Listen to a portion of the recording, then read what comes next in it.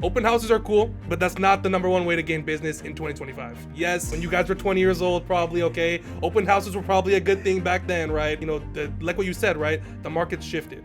We're talking about NODs. That's notice of default. So if somebody stops making their payment on their home, they're going to get a notice. And you have what period of time to perfect that, to bring it current? So I'm glad you asked. A homeowner typically has about 90 days from their notice of default being filed to cure their default before it gets taken to auction. At the very beginning, you talked about how you guys met. And you said that you did a home buyer presentation. I want to learn more about that. And yeah, that really helped me as a loan officer to really generate a pool of business that I can reach out. For example, his parents. Once he became licensed, we both helped his parents get into homeownership. So they are a success story as far as the home buyer seminar. So as a new agent that just got in the business a year ago, who already closed 13 transactions last year, has 9 listings currently, talk to us about what your methods are. How are you getting the business? Oh man, he's making me give up all my secrets, all the sauce. Okay, well, I'm glad you asked, right? So in life, there's a blueprint for everything. There's no need to start over.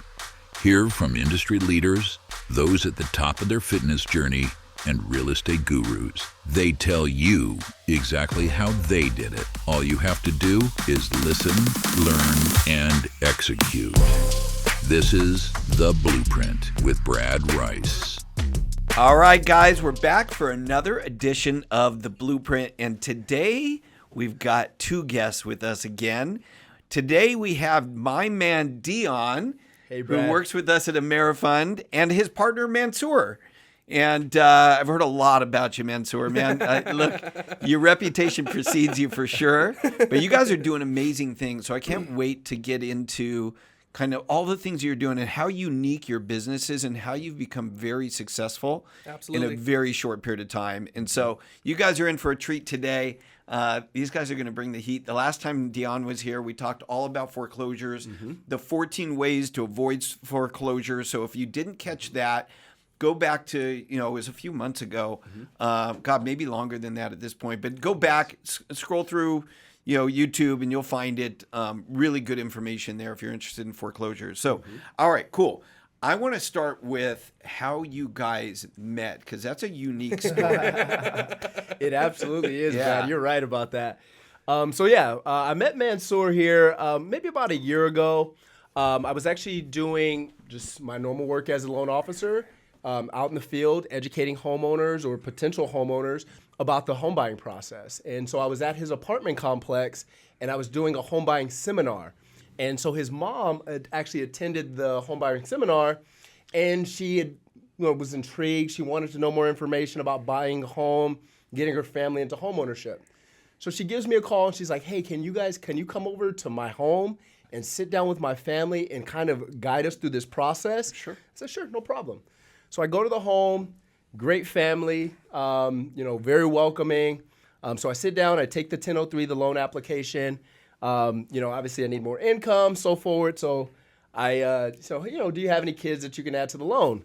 So lo and behold, Mansour comes downstairs. I was in my tank top. He's like, I walk in, he's like, damn, you're big. He's a big guy. He's a big guy. And so he comes down, we get all the information that we need. And then after the appointment, he's like, hey, how do I do what you do? And I'm like, I've heard that before. People want to jump into real estate. Okay, yeah, here's my number, take it down. I don't really expect him to take me up on the offer, just like, a couple of other people that have kind of expressed interest. Fast forward, a few months later, I get an email from the guy saying, hey, can you give me the courses that are needed to get my real estate agent license? I said, sure. I shoot him a link, and I don't think much of it. I'm, kind of doing my thing. I'm in my business and just working. A few months later, he calls me back, and he's like, hey, I'm licensed up. What do I do now? Okay. I said, okay, this guy's hungry. He's ready. And I don't know if we talked about his age here, though. No, I was going to ask. Mansour, you want to tell him how old you are? So when I met Dion, I was 19, and I started real estate when I was 19. I'm about 20 years old right now. Yeah.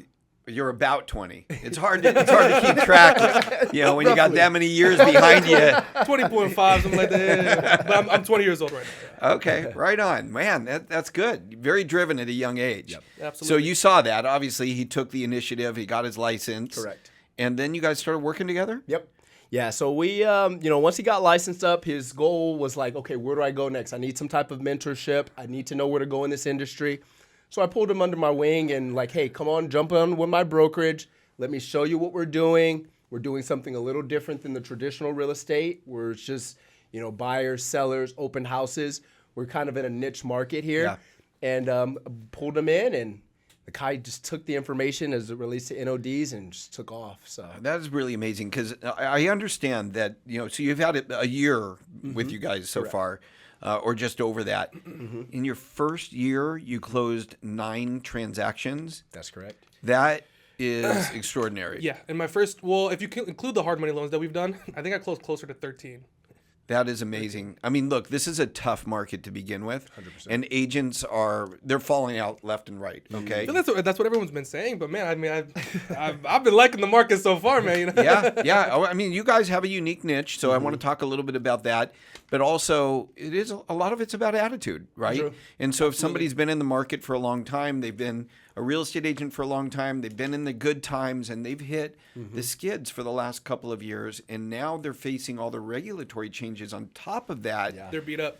Right, because they were used to a different way of doing it. And sometimes when somebody comes in under the existing, kind of way things are, and they don't have that baggage from before, they're not held back by that. Right. And I think that happens. It's just kind of human, nature that just happens that way. And so you come in with fresh eyes. Right. You're aggressive.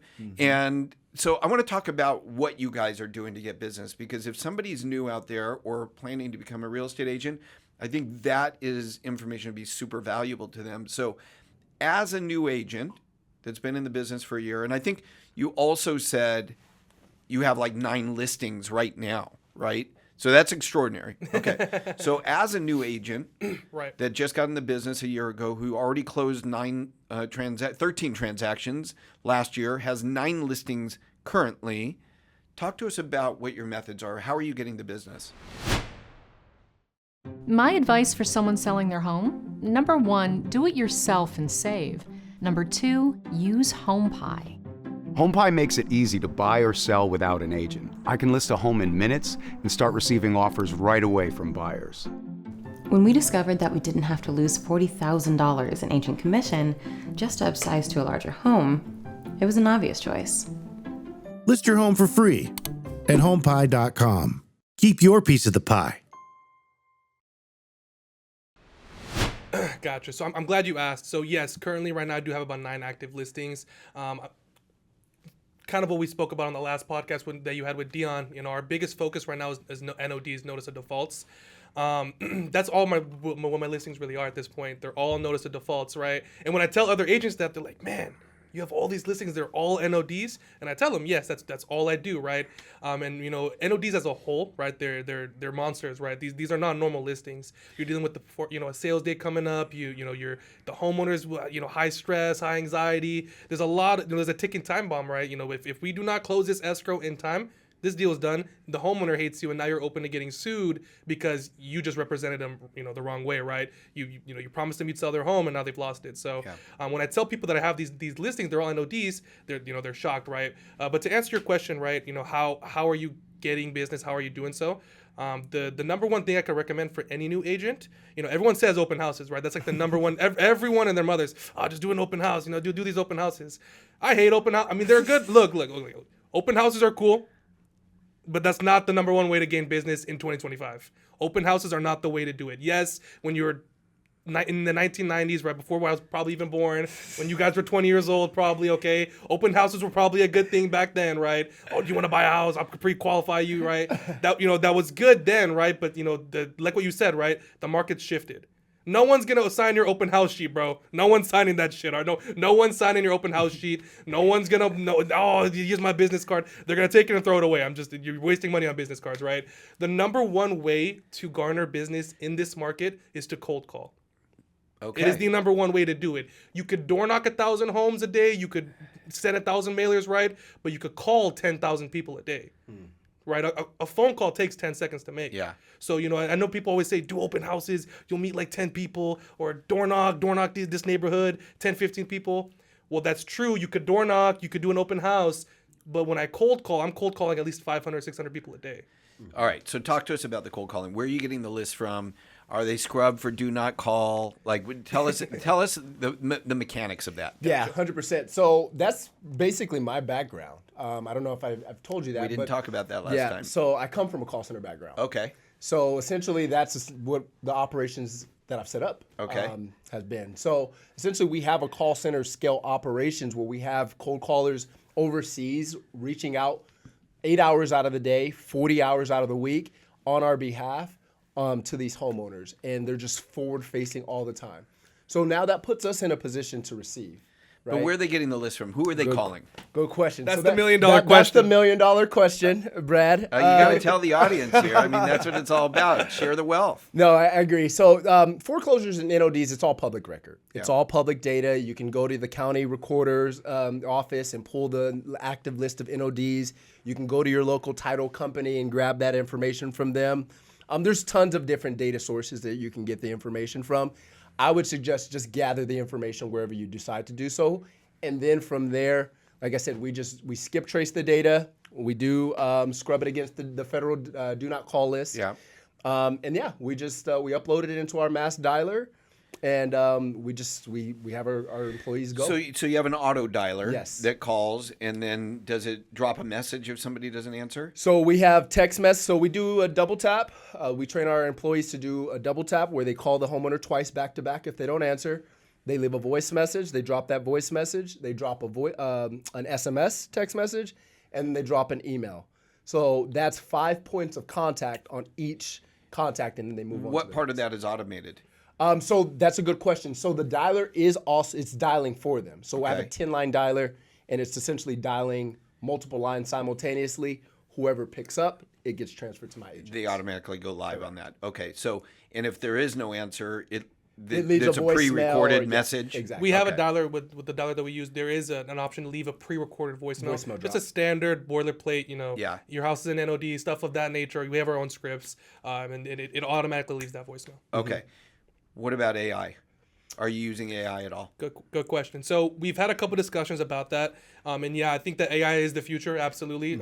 Especially with, I mean, you can only make, like I said earlier, right? Cold calling is the way to, reach a different clientele, right? It's the best way to do so.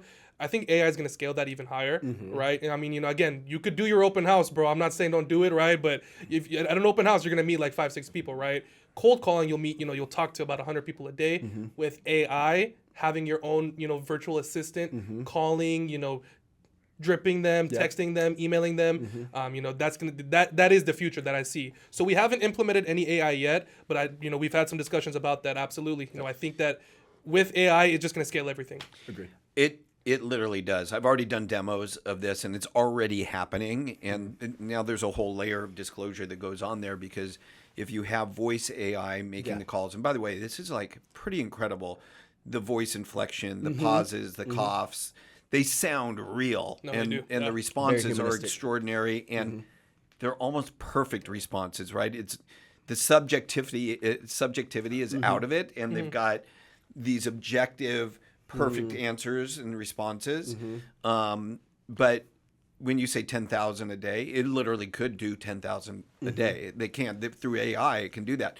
It discloses. You got to have the disclosure of, hi, I'm, an AI VA for Dion and Mansour calling out to you. So a lot of times people won't hear that part of it, but the disclosure has to be there.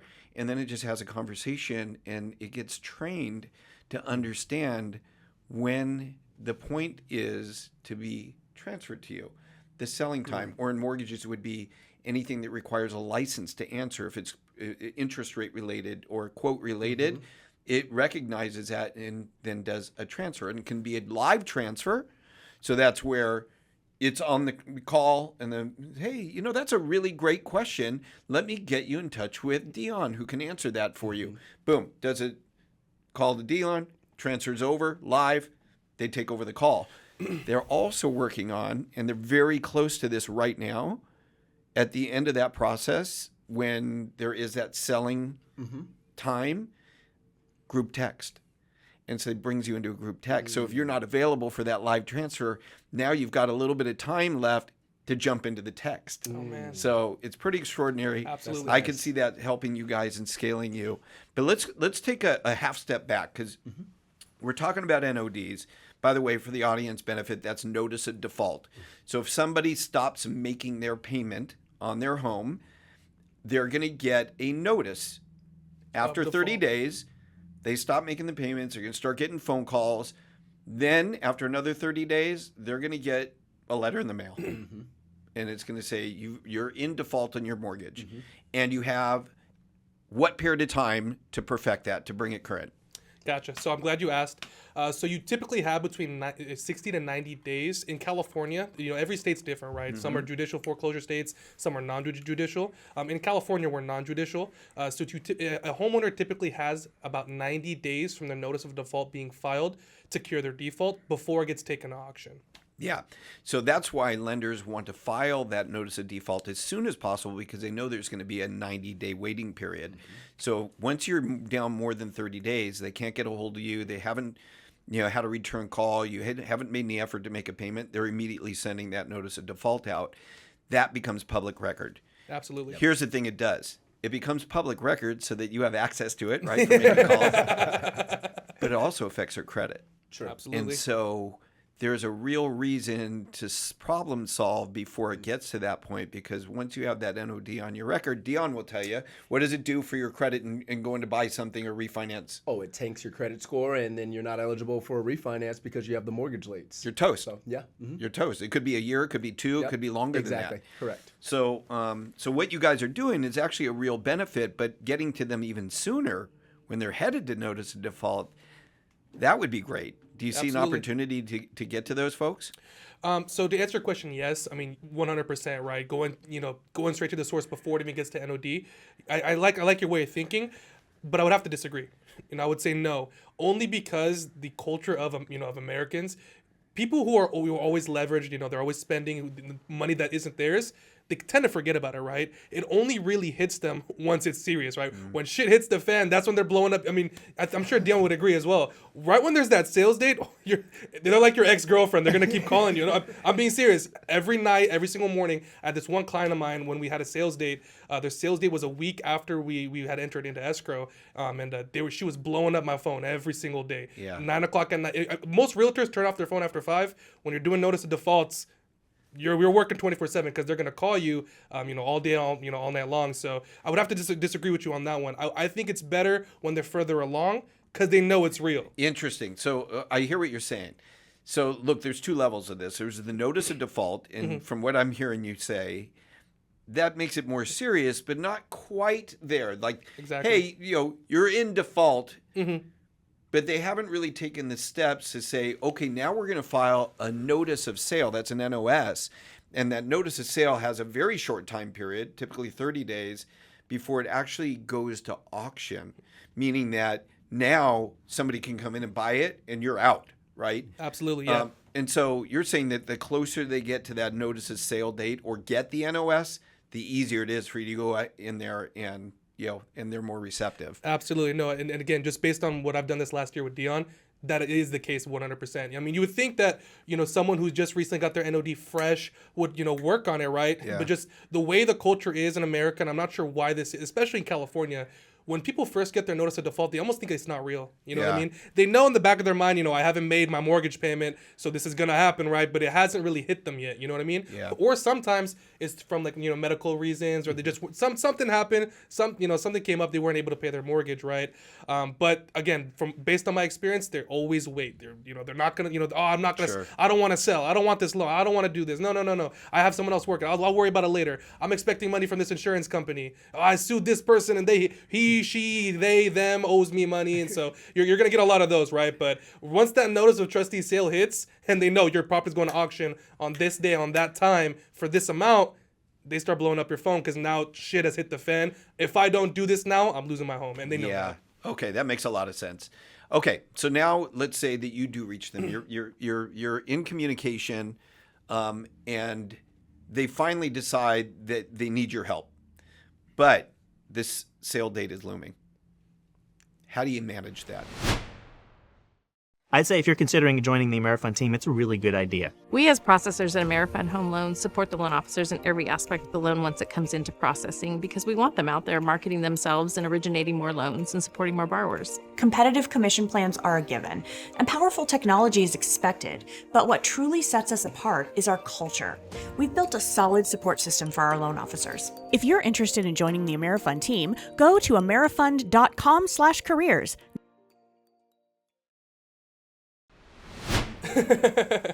Oh man, he's making me give up all my secrets. All the sauce. Okay, so okay, so I'm glad you asked, right? So they're ready. So the scenario you're pointing out right here is they signed the listing agreement. They're ready to work with me. However, there's a sales date coming, and there's no way of us closing escrow in time.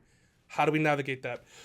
So I'm glad you asked. I'm actually a certified foreclosure specialist and licensed with the DRE. And so what I do is, there's different ways to postpone that sale, right? There's bankruptcy. You could actually. A lot of people don't know this. There's actually a civil code. I'm not sure what the exact numbers are, but you could file something. It's some sort of civil code that we've done actually with one of our clients.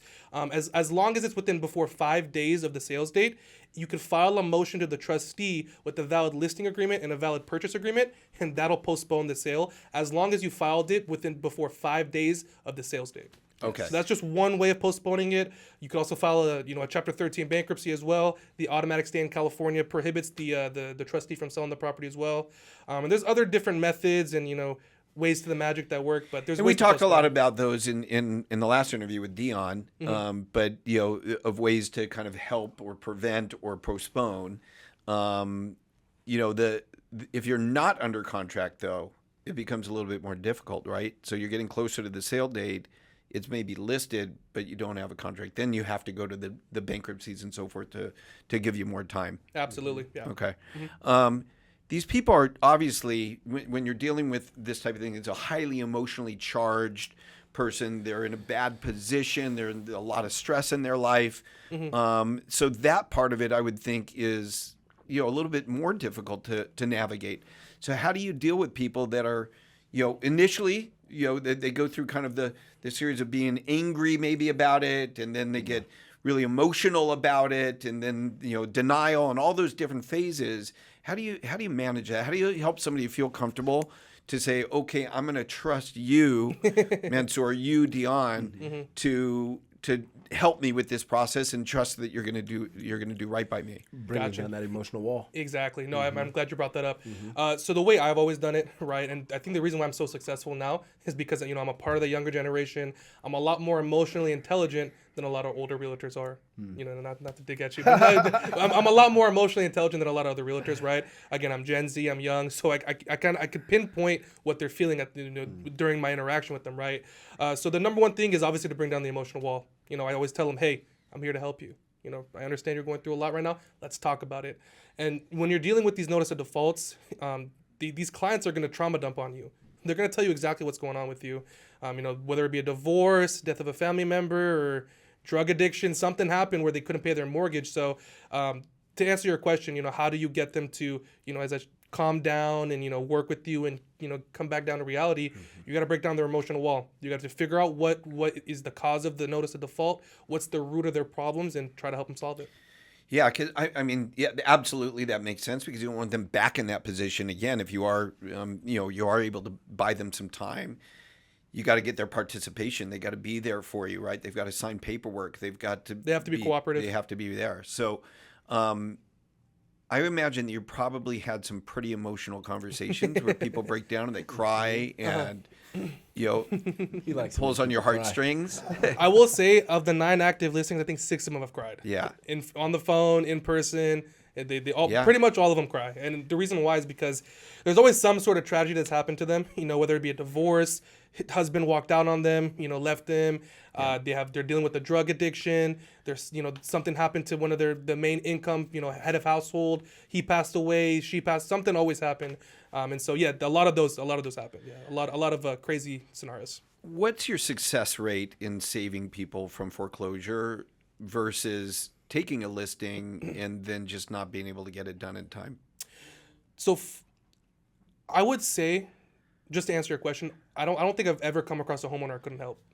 I think 100%. I've never had a listing that's fallen through. I've never had a client who's worked with me, who has signed papers with me, who has done everything I've told them to do, lose their home. That has never happened.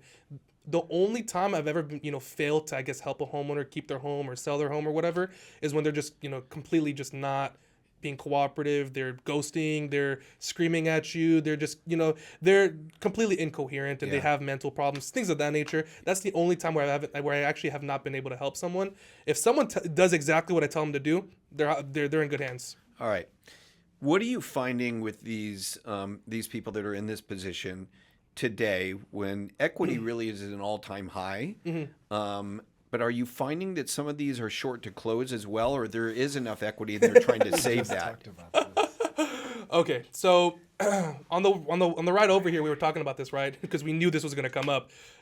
A lot of people, just for reference, right? A couple of my listings right now, about 3 or 4 of them, they're short sales. Okay. And so people always kind of question and ask me, how is it a short sale when we're at a time where there's so much equity in these properties? It's 2025. These homes are worth millions. How are they short sales?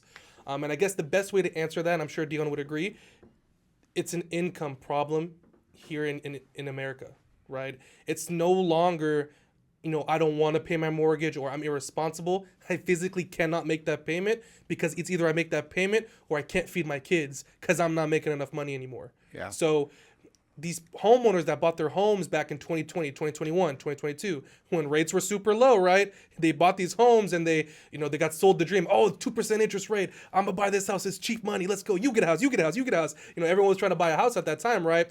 And, we saw that overbid of homes, right? People were paying premiums, waiving inspections, waiving appraisals. They just wanted a home, right? And so when people bought those homes at those times at such super low rates, they were buying them at premiums. And now that, life kind of hit them, right? Because, let's be honest. You've been a homeowner. I'm sure you guys, have been homeowners.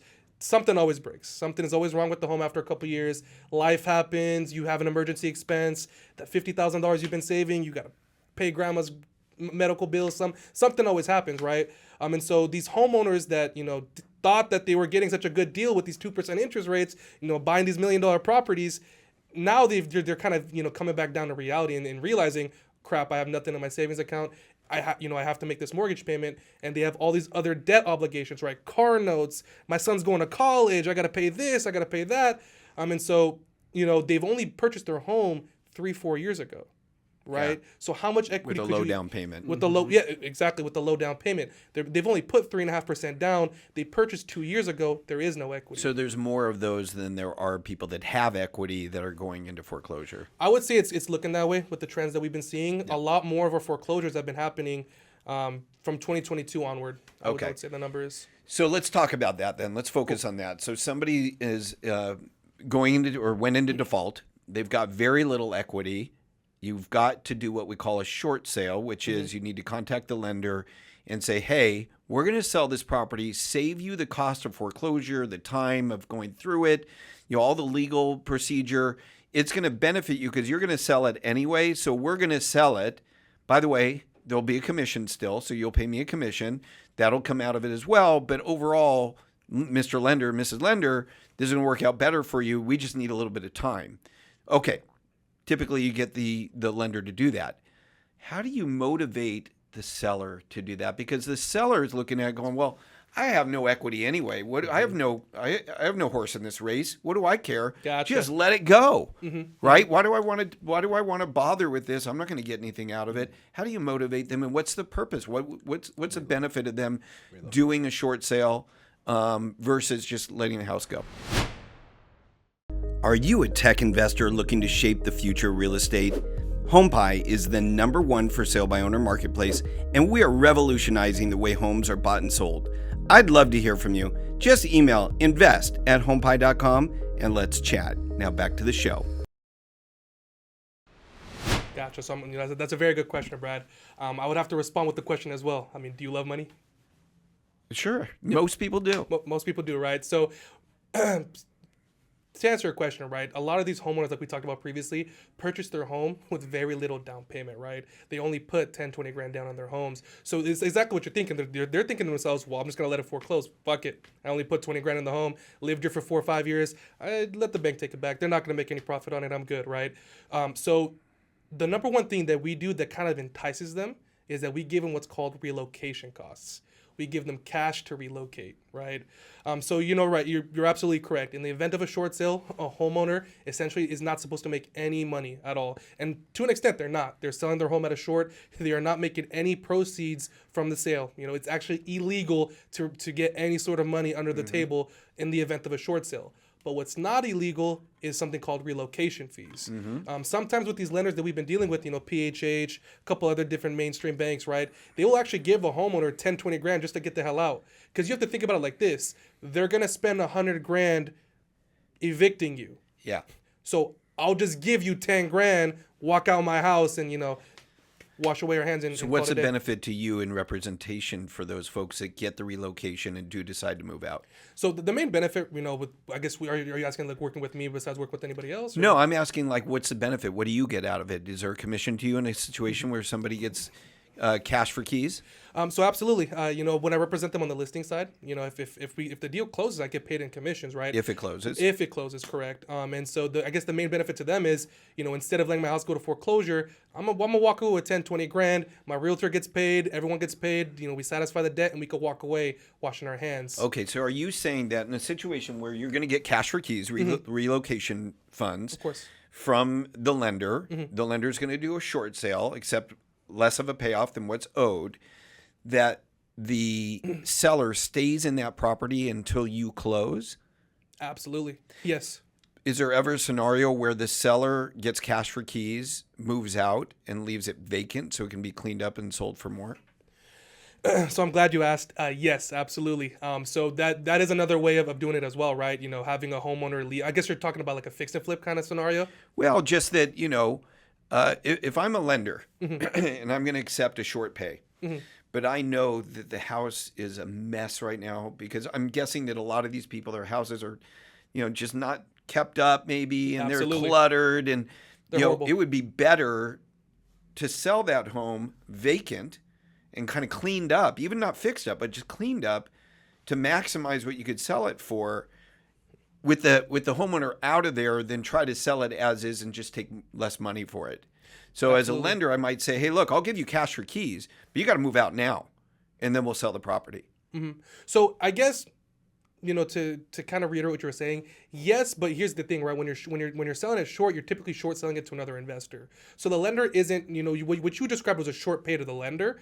I guess you could do that, but what we were talking about is a short sale. So you're in escrow, you're under contract with another investor, and they're buying the property short. Now, the reason why a lender would give the homeowner cash for keys is because the lender knows the property's a piece of shit. They don't want to foreclose. They don't want nothing to do with it. So sometimes a lender just gives the homeowner money and says, get the hell out, sell the property, and, walk away. Now, what also happens is the investor could sometimes give relocation fees as well. I guess that's where the real power comes in, right? Got it. Getting because the investor, I guess, I don't know how much you want me to say on TV. I'm getting off the sauce now, but how I structure my short sales, let's just say that. How I structure You're getting the money from the buyer, not from the lender. Absolutely. That's the he difference. was fighting for it. I gave it to him. That's what we do. Yes. Okay. Yes, Gotcha. yes. No, that's really good. That's a great technique, and I didn't even think about that because when I think of cash for keys, I think of the lender saying, "Hey, let's not prolong this. I'll give you some money. Let's move out, Absolutely. and then I can shorten the time frame to get this asset off my books." Because people don't think we talk about give the bank the house back. The bank never had the house. Never. Let's get very clear here. The bank doesn't own the house. The bank doesn't want the house. They're not in the home owning business. Right. They're in the loaning business, and that's why they don't really want to foreclose, and they're not in the asset business. So when they have the asset, they get rid of it as quickly as possible. Okay. Absolutely. You won't find banks or lenders or servicers holding on to these properties, so they want to avoid that. So it's actually very brilliant that you're saying, hey, look, we will get this seller out of the property sooner. If you as a buyer, which is typically an investor because they're buying a distressed property, we'll at least give them X amount of months toward relocation fees and first month's rent and all that. So that makes a lot of sense. Absolutely. You've got somebody who buys a house. They got a low interest rate, 2020, 2021. And, their payments were reasonable. They were able to afford them at that time. They got qualified for the loan. Rent is not cheap. Rent's expensive. Oh, yeah. Are you just trading a payment on the mortgage for a rent payment? So to answer your question, yes, but no. Okay. So yes, you are no longer paying your mortgage and you're paying rent, right? But I mean, there's always the cheaper place to rent, right? I mean, you have to think about it like this, right? They're going to lose their home regardless. I don't want to be homeless, so I'm going to rent. Maybe let's downsize. And what we, again, I pride myself in this, and I'm sure Dion does as well. We try to help homeowners get themselves into a better position to repurchase. Okay. Our goal is at the end of the day that after this, after working with us, meeting us, we're going to set you up for a better future. Yeah. Always painting a brighter picture, right? Because we don't want people to lose their homes. I understand that by selling homes, we make money. If there's a way for a homeowner to keep their home, I want them to keep their home, right? But, just unfortunately, sometimes they can't, right? So we try our best to kind of help homeowners get back up to their feet as much as they can, right? So yes, renting is expensive, but I think currently, as the way it stands, I think renting still is cheaper than owning. Okay, copy that. And that makes sense. If they're downsizing and they're able to, right size their payment, based on the rent, they have that flexibility. Mm-hmm. Obviously, it's easier if somebody has equity because then they can take that equity. They can comfortably get into a situation where they're renting, where they don't have the other expenses of home ownership and so forth, and fixing and repairing and all the other things that go along with it. Right. And they can have the amount of time necessary to cure their credit because they're going to have the NOD on it, right? Mm-hmm. That's going to take time. Mm-hmm. How, even for somebody like that, how difficult is it for them to find a landlord to rent to them with that NOD? Good question. No, it's extremely difficult. I will say, it's very hard to relocate because you're right. With an NOD, a landlord's going to look at that and go, this person didn't pay their mortgage. How are they going to pay me as a landlord? So, it is very difficult. The number one way we've been able to do so is, finding first, for rent by owners on Zillow. Because those are, private individuals. Those aren't big stream landlords, right? Yeah. So when you go by for rent by on Zillow, for example, right, you're dealing with, just probably some 60, 70-year-old retired millionaire who just has a property he's just trying to rent out, probably doesn't care too much about your credit score. And so that's what we've been able to do for a couple of our clients. We look on Zillow, or we look on the MLS. If it's for rent by owner, or we could tell that it's kind of like, a bit more of a smaller, not less, big property management and more like, sole ownership type of deal, like one of us, one of our, let's say you have a rental property you want to rent out, we're more likely to rent to someone who has an NOD if they give us a sizable deposit. Yeah, so I think that's a cognitive point in that sentence is if they have a larger deposit, so that cash for keys or the that's where the it all ties in. Relocation expenses, and for these same people that you're helping with their sale, I assume that you're also helping them find something to rent, and negotiating on that side of it. Absolutely, okay. Absolutely, yes. It's a two-way street. Correct. Yeah. We help you sell, but we're not gonna leave you homeless. We're gonna help you find another place. Got it. And sometimes that's the case. Look, I've rented to people that have had bad credit, and they'll just put 2-3 months of rent up front. Exactly. That you can't. We're limited on security deposits in California now. You can only do 1 month, but you can collect upfront rent. So you can collect, say, 3 months of rent, and then you continue to stay 2 months ahead of time. That's okay to do as a landlord, but you can't do it as a security deposit. Absolutely. So it's rent. Absolutely. All right, cool. This is really great information, guys. Yeah, really good. Laying down the sauce. Give me some case studies, some foreclosure case studies. What do you have? Cool. Yeah, so, we've got tons of stories, actually. I'm sure he's probably got some better ones for you. He actually just came back from Merced? From Merced, yes. Yeah. So our whole slogan is NOD nationwide, right? We're trying to build this business nationwide. We don't want to just stick in California, right? I mean, we've seen a lot of success here in California, right? 9 active listings, first year in the business. And not to sound cocky, but I barely tried. I got these listings barely by doing anything. I just was working and, things just started rolling in motion, right? But I really didn't put my full effort until, halfway into the year. Now we're trying to scale this nationwide, right? And so that's our goal. As far as some case studies, are you asking about like what we some stories of maybe, and the reason I ask you that is that typically if you tell a story of something that's happened with a customer, it's going to resonate with somebody. Like they're going to relate to it, and they're going to be like, "Man, that's me." So the more stories you can tell, the more people you relate to. So give me some case studies. Okay. Do you want a good story or a bad story or a crazy story? Which one? Let's start with the crazy story. Let's go right into it. Okay.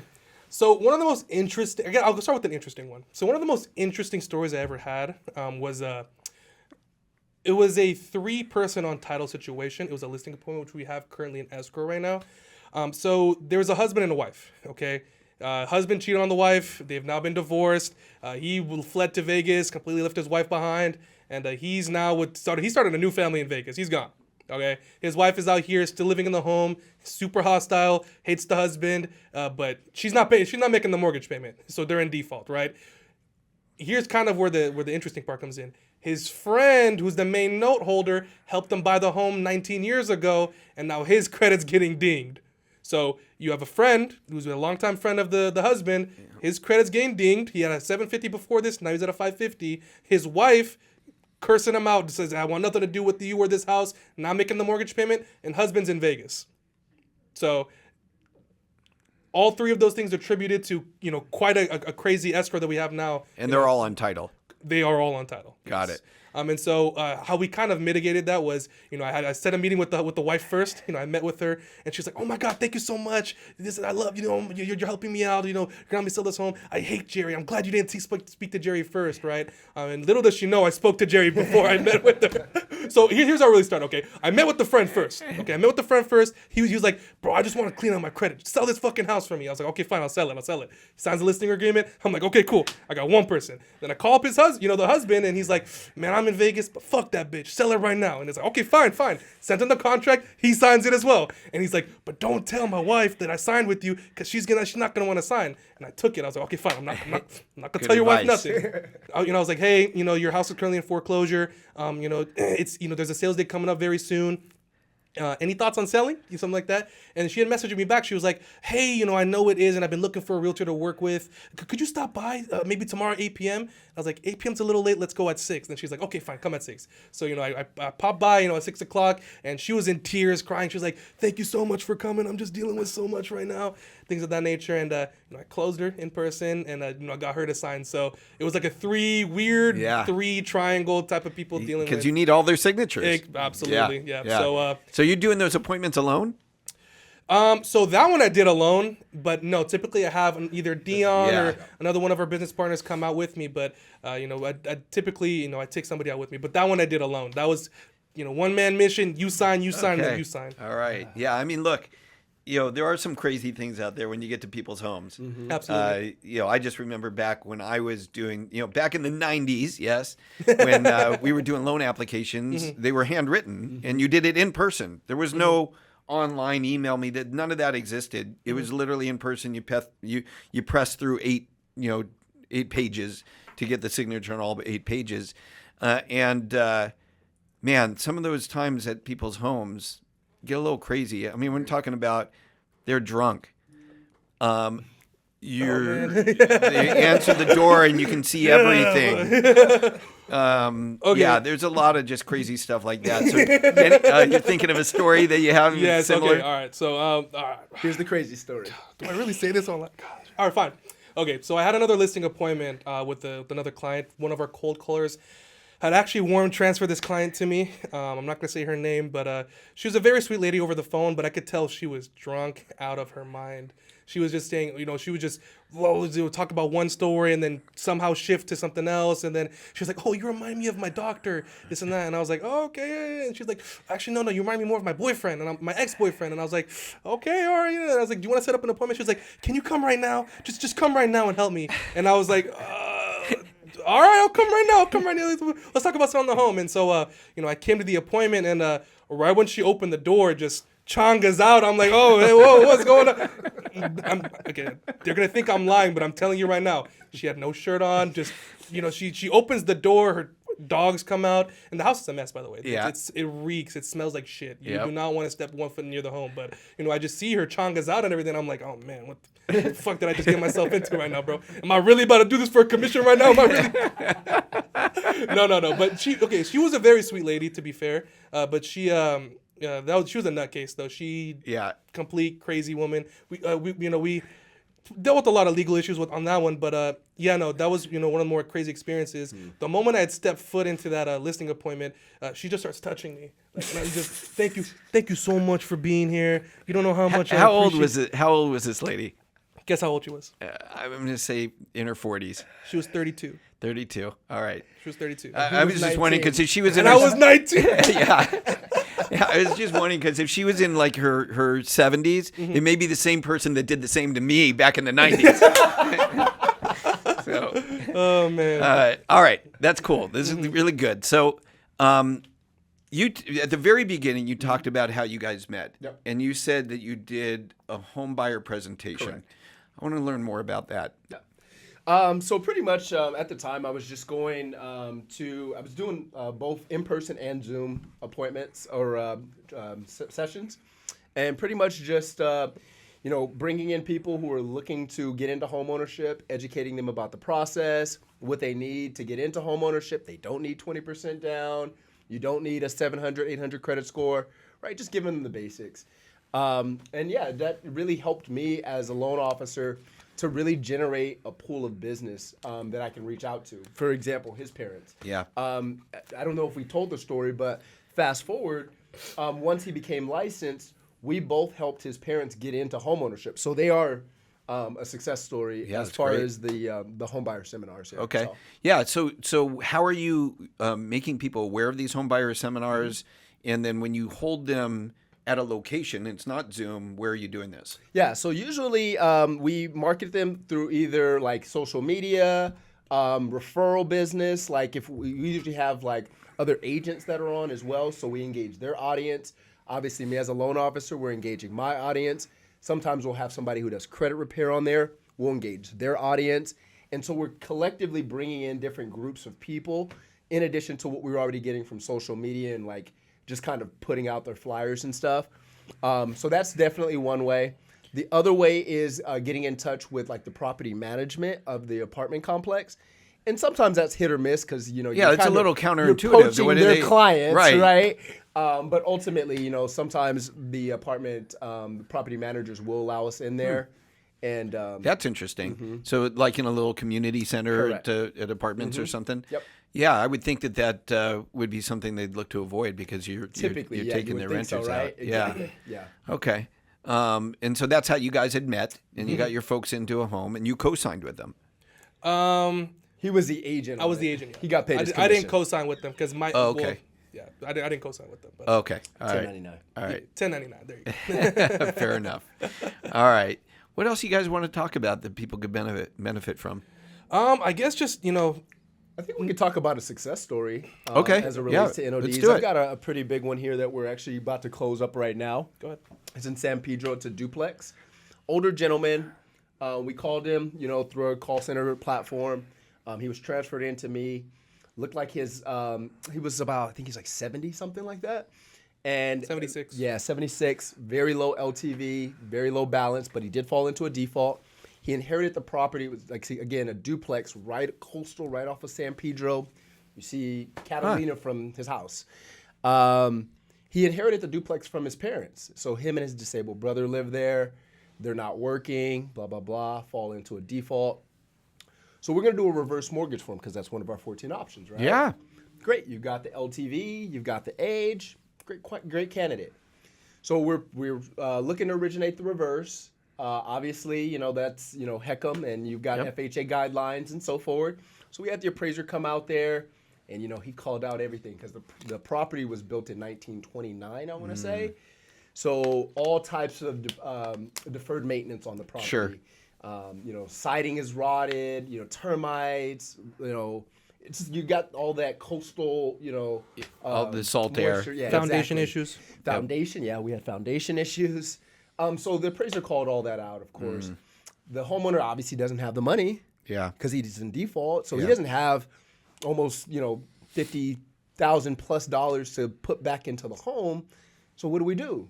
Do we let him lose his home? What did you do? Good question.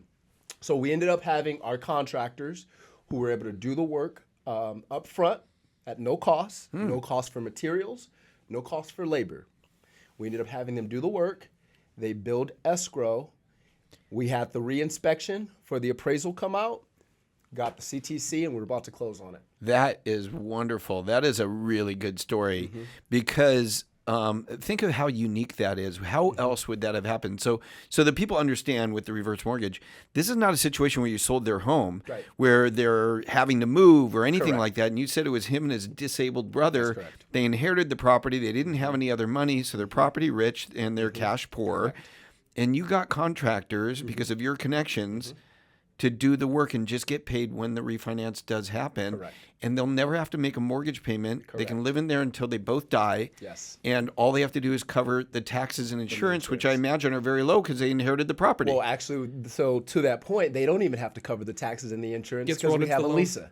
There you go. It's Because already they're included in the loan. Yep. It's included in the loan. So and then to make put the icing on the cake, not only does he have a no mortgage payment, but we're gonna give him about $40,000 cash out on top of stopping the default, on top of fixing up your house, on top of stopping the that's the beauty about a reverse mortgage that people don't understand. You know, people get turned off by the idea of a reverse mortgage, but there's so many benefits to it. You know, here's a scenario where they wouldn't have gotten any other loan because you're in default. And your credit's already messed up. But on a reverse mortgage, there's two things that matter. Age. Your age. Equity position. And your equity. That's it. Those are the two things. And you have both of those. The rest of it can be figured out. I mean, there's some other nuances to it. I don't want to make it sound like there's nothing else. But if you have those two things, chances are you're going to be able to be saved. And especially in the scenario of what you did, which was you had property challenges. And you got contractors to do that, so that's great. You got to come back and tell us how that that ended for sure. Will. He's extremely grateful for us. So that's awesome. Looking to get a review out of him at some point. So definitely get a review for sure. But yes, awesome. So I think that was great. You guys brought the heat. There's a lot of great information there. Great stories. Why is everyone looking at me, man? If somebody wants to get a hold of you, Mansour, how can they reach you? They could call us at our company line with Keep Your Home Nationwide. Go ahead and give them 951-525-5992. Absolutely, and that's our company line for anything foreclosure related. If you want to reach out to me directly for any sort of home buying purchases, you can look at my Instagram, Mansour_the realtor, or you can call me personally, 909-232-7763. Perfect. And is there a website too? So our website is nationwidenod.com. Okay, right on. So obviously, just call them, guys. If you know somebody, or if you yourself, if one of these stories resonated with you and it sounded like you, or somebody you know, or a family member, reach out to these guys. I'm telling you, I've known a lot of people that have specialized in NODs and saving people's properties, but nothing like I've seen here. I mean, these guys are really doing it, and for this kid who's only 20 or 20-something, you can't really remember how old he is, it's pretty impressive. And so if I know somebody that is in that situation, I'm definitely going to have them reach out to you guys, and I appreciate you being here today. Awesome. 100%. So listen, that was another edition of The Blueprint. If we brought you value today, if you like what you heard, please like, subscribe, share. All those things help us build the channel, and we'll see you next time on The Blueprint.